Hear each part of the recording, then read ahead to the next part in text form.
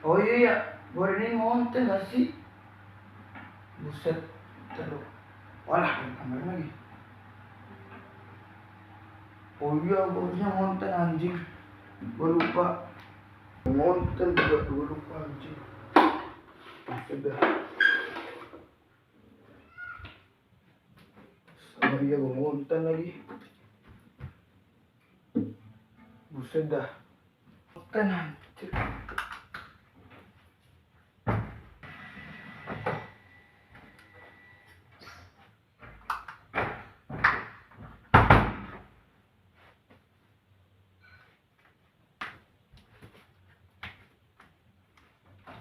Aduh, udah jam berapa ya? Udah sore. Kamera gue mana lagi? Di lemari kan nggak salah ya. Udah. Kamera gue di sini kan nggak salah. Oh iya betul. Oke. Assalamualaikum warahmatullahi wabarakatuh. Kembali di channel gue, di channel Generasi Pelestari Satu Aja. Sekarang di sini gue mau ngonten lagi, yaitu bagaimana efek gigitan ular yang tidak berbisa dan juga berbisa menengah hingga berbisa tinggi. Seperti apa videonya? Tetap di video gue. Skuy. Oke, bismillah. Assalamualaikum warahmatullahi wabarakatuh. Kembali lagi di channel gue, di channel Generasi Pelestari Satu Aja. Sekarang di sini gue mau membuat konten tentang perbedaan efek gigitan ular yang tidak berbisa, yang berbisa menengah dan juga berbisa tinggi. Seperti apakah kontennya? Kita lanjut langsung dari ular yang pertama, skuy.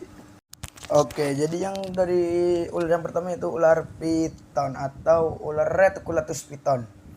Sebenarnya ular sanca kembang. Oke, jadi ular ini itu tidak berbisa dan kalau menggigit dia itu tidak membuat efek apa-apa. Jadi mereka kalau menggigit dia hanya akan merobekkan kulit saja. Jadi misalnya kalau menggigit ya, menggigit, kalau kalian paksa tarik dia akan sobek. Jadi tidak akan meninggalkan racun atau bis. Itu dia tidak punya. Dia hanya mempunyai gigi tajam, contohnya taring, dan taringnya itu banyak kecil-kecil gitu. Jadi giginya itu tajam-tajam banget dari awal, dari posisi depan mulut sampai belakang, sampai rahang. Itu giginya banyak dan dia juga selain menggigit dia akan melilit. Jadi ular piton tidak membuahkan efek kecuali robekan yang sangat dalam. Jadi bisa membuat kalian kekurangan darah dan kalian is dead. Itu ular piton.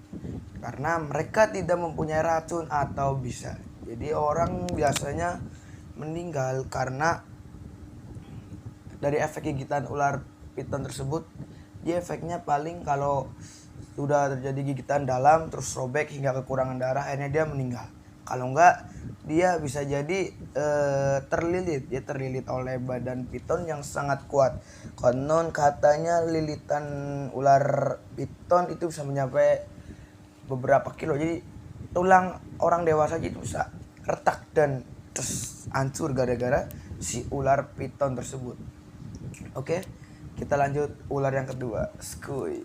Oke, yang kedua yaitu ular Boiga dendrophylla atau ular cincin emas. Nah, ular ini memiliki bisa rendah. Jadi dia memiliki bisa rendah dan dia kalau menggigit itu biasanya mencengkram. Jadi kalau menggigit dia itu mencengkram. Karena apa? Agar bisa mengenai taring belakang. Karena ular yang berbisa rendah itu mempunyai taring di bagian belakang. Ya itu namanya taring apa itu saya lupa. Pokoknya dia mempunyai taring belakang, dan katanya kalau ular ini menggigit itu akan mengeluarkan bisa yang ukurannya tidak lumayan banyak. Jadi akan membuat efek. Nah, itu kalau ular yang berbisa menengah itu bisa mempunyai efek. Nah, efeknya tergantung keadaan orang yang digigit. Jadi kalau orang yang digigit mempunyai imun yang kuat, paling efeknya cuman bengkak. Kalau nggak bengkak ya cuman meriang biasa lah, cuman ya meriang doang, kayak gimana sih, sakit-sakit biasa, nggak terlalu parah banget sakit biasa, hanya sakit-sakit biasa dan juga bengkak. Tapi kalau kalau si orangnya yang digigit ular cincin emas tersebut mempunyai imun tubuh yang tidak fit atau yang mempunyai imun tubuh rendah, akan ya terkena efek yang sangat besar, tapi tidak lumayan besar, tidak terjadi kematian. Dia sakit ya kayak hampir sakit parah, tapi tidak separah mendekati kematian. Jadi hanya ya sakit, tapi gimana ya, sakit yang hampir parah, sakit menengah. Dan juga efek gigitannya, si lebam-lebam tersebut akan mengalami rasa yang benar ya sakit, tapi tidak sesakit digigit ular yang berbisa tinggi. Pokoknya kalian akan terselamatkan oleh imun kalian sendiri. Jadi kalau kalian mempunyai ular boiga atau ular cincin emas, kalau kalian tergigit, kalau imun tubuh kalian lagi benar-benar kuat, lagi fit banget, efeknya seperti efek biasa, kayak lebam doang, terus meriang biasa ya, nggak terjadi pusing, cuman meriang, paling ada batuk-batuk. Nah juga 1-2 hari sembuh, asalkan ada obatnya paling paracetamol aja bisa. Tapi kalau kalian mempunyai imun tubuh yang lagi drop, kalian wah sakitnya kayak orang meriang. Kalau nggak salah itu setara dengan tipes, tapi di bawahnya tipes gitu. Ya sama saja, paling 2 hari 3 hari sembuh, kecuali kalian lagi sakit ditambahi gigitan itu, paling 1 minggu kelar, kalian sakit terus baru selesai gitu 1 minggu. Oke, yang kedua sudah selesai, jadi yang ketiga kita lanjut di ular yang ketiga, skuy. Oke, yang terakhir adalah ular Ophiopagus hana atau ular king cobra. Nah, ini ular yang mempunyai efek kematian. Jadi gigitan ular king cobra tersebut memang sangat berbahaya. Tergantung bisa mereka keluarkan. Bisa jadi mereka gigit kalian terus kalian mempunyai terkena gigitan kering. Nah, jadi gini nih, kalau ular king cobra itu bisa jadi gigitan kering dan juga gigitan basah. Contoh gigitan kering yaitu ular kobra ya hanya menggigit biasa tapi tidak mengeluarkan bisa, karena energi mereka atau diri mereka lagi sakit atau gimana. Jadi ular king cobra itu bisa bisa mengeluarkan racun karena dia juga membutuhkan energi, teman. Jadi bisa jadi kalau kalian tergigit ular king cobra, kenapa kalian tidak sakit atau tidak meninggal bahkan sebelumnya? Karena kalian terkena gigitan kering, karena ular king cobra tidak bisa mengeluarkan racun. Sebenarnya bisa mengeluarkan racun mereka, tapi dengan pembutuhan energi. Jadi kalau kalian terkena gigitan kering, bisa jadi si ular king cobra tersebut mereka lagi lemas atau lagi gimana gitu. Nah, efek gigitan basah kalian pasti sudah tahu lah. Efek gigitan basah mereka yaitu contohnya menyebabkan kematian. Nah, bisa jadi nih kalau kalian selamat, paling tangan kalian yang dioperasi dan akan terkena pengeroposan. Bisa jadi pengeroposan, bisa jadi kalian meninggal. Karena apa? Ular king cobra memiliki bisa yang tinggi, atau nama ilmiahnya itu ini ya. Jadi ular king cobra akan mengeluarkan bisa yang cukup banyak. Nah, juga ada beberapa orang nih yang gue sering nonton di YouTube kan. Ada beberapa orang yang mengatakan bahwa ular king cobra yang kecil sama indukannya mereka, itu ular king cobra yang kecil itu mengeluarkan racun lebih sedikit.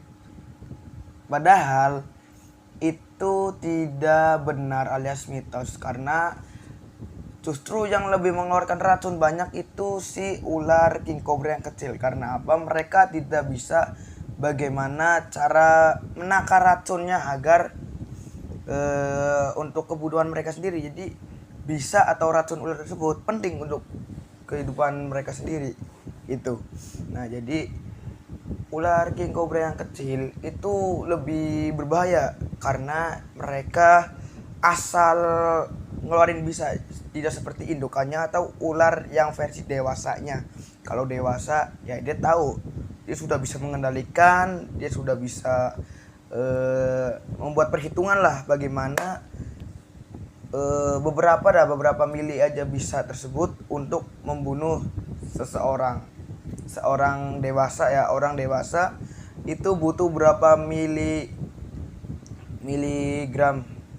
racun untuk membunuh orang tersebut. Nah, tapi kalau king cobra kecil masih babyan, dia belum tahu bagaimana cara menakar atau menghitung. Itu belum bisa menghitung bagaimana dia orang tersebut mati. Nah, padahal sedikit racun aja si orang tersebut bisa meninggal karena memang dia mempunyai racun yang sangat tinggi. Oke, udah, karena ini sudah sore, bentar lagi mau azan, gue juga mau sholat ya. Terima kasih yang telah menonton video gue, walaupun barangkali ada kesalahan sedikit saja, tolong kalian benerin, kalian bisa komentar saja di bawah. Dan sekian, terima kasih, semoga kalian tahu lah bagaimana cara menghadapi ular atau handling. Terima kasih yang telah nonton video gue dari awal sampai akhir. Sekian dan terima kasih. Wassalamualaikum warahmatullahi wabarakatuh. Skuy.